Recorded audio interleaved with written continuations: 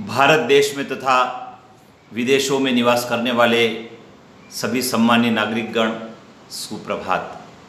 नागरिकगण, भारत भूमि ऐसी पवित्र भूमि रही है जहाँ कई सारे ऐसे कवियों ने जन्म लिया है, ऐसे महापुरुषों ने जन्म लिया है जिन्होंने अपनी वाणी के माध्यम से, अपने साहित्य के माध्यम से, अपने उपदेश के माध्यम से जन जन को जीवन जीने की कला सिखाई है। सांप्रदायिक सद्भाव कायम करने के लिए उन्होंने संदेश दिया है। जाति धर्म से ऊपर उठकर अपने जीवन की दिशा को तय करने का उन्होंने मार्ग बताया है और उनमें से एक है संत शिरोमणि कबीरदास जी। ज्येष्ठ महीने की पूर्णिमा को कबीर जयंती मनाई जाती है और इस दिन संत कबीर को याद किया जाता है। उनके उपदेश को जन जन तक पहुंचाने का कई सारी संस्थाओं के द्वारा प्रयास भी किया जाता है। संत कबीर ने मन के मैल को धोने का संदेश दिया है और वह संदेश हम सब के लिए बहुत काम का है।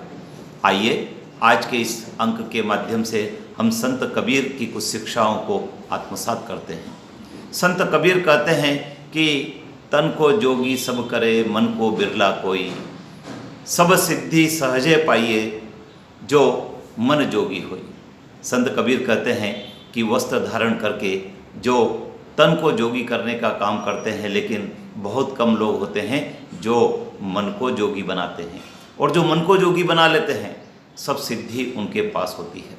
कबीरदास जी ने क्या खूब कहा है कि रात गंवाई सोई के दिन गंवाया खाए, रात गंवाई सोई के दिन गंवाया खाए, हीरा जन्म अनमोल सा कोड़ी बदले जाए।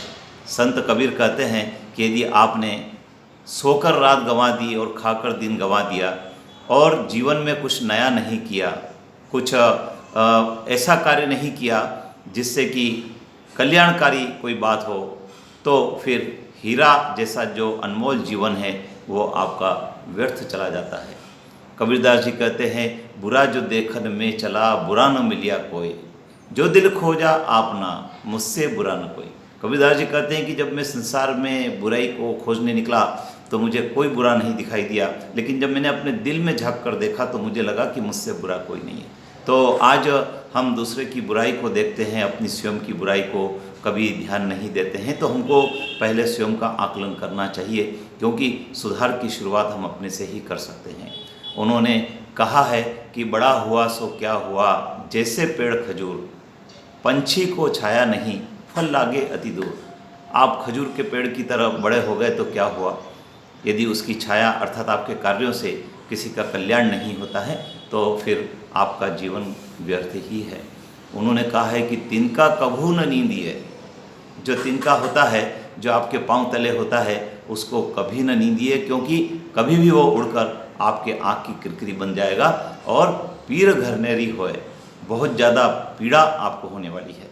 तो नागरिकों, संत कबीर की जयंती पर हम संत कबीर को प्रणाम करते हैं, उनकी शिक्षाओं को आत्मसात करते हैं और कोशिश करते हैं कि जब भी जीवन में हमको कोई कार्य करना होगा तो संत कबीर को हम अपने सामने रखकर, संत कबीर की वाणी को हम आत्मसात करके अपने कार्य को दिशा देंगे तो निश्चित रूप से वह कल्याणकारी होगा, सामाजिक एकता और सद्भाव कायम करने वाला होगा, जाति धर्म से ऊपर उठकर कार्य को करने की प्रेरणा देने वाला होगा। तो आइए एक बार हम संत कबीर को प्रणाम करते हैं। जय हिंद।